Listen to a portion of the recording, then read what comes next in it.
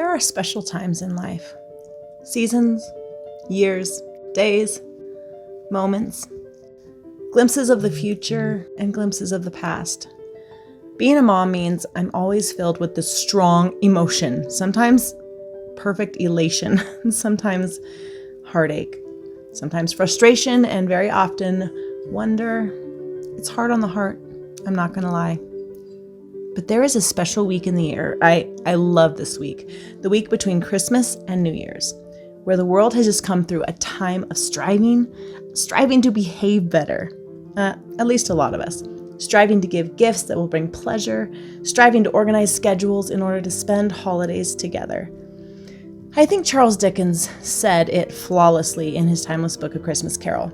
There are many things from which I might have derived good, by which I have not profited, I dare say, returned the nephew. Christmas among the rest, but I am sure I have always thought of Christmas time, when it has come round, apart from the veneration due to its sacred name and origin, if anything belonging to it can be apart from that, as a good time, the only time I know of in the long calendar of the year, when men and women seem, by one consent, to open their shut-up hearts freely, and to think of people below them as if they were really fellow passengers to the grave, and not another race of creatures bound on other journeys.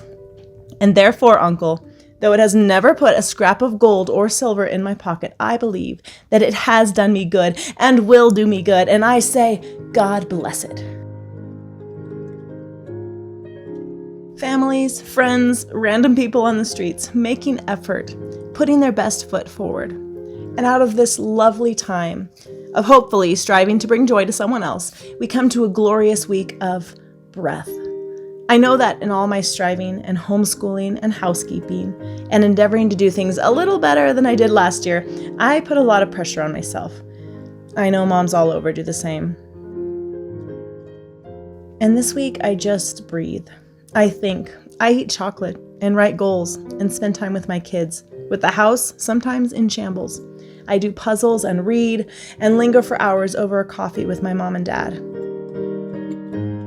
And even though I wouldn't want to live every week this way because routine and order and scheduling 9 people's activities are necessary parts of keeping my sanity, it is a gift to take small increments of time and allow for breathing the atmosphere of family and laughter and the enjoyment of simple and maybe silly things. It is the week where I have come the closest to slowing down time. Any presents at all? We hadn't stopped Christmas from coming in.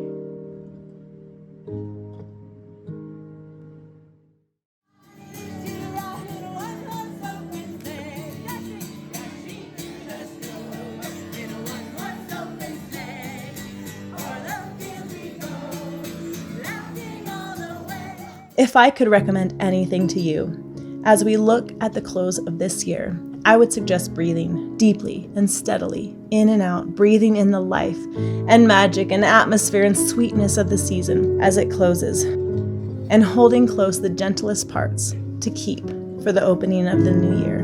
The childlike expectation and wonder, the hope and kindness towards our fellow man, kindness to the people you see every day, and those you might only know over the wide expanse of the interweb, kindness and patience with one another.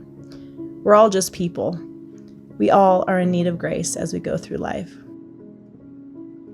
I hope we can take a moment this special week and acknowledge what we are thankful for, who we are thankful for, and look to the Creator of the universe for help as we go into the new year.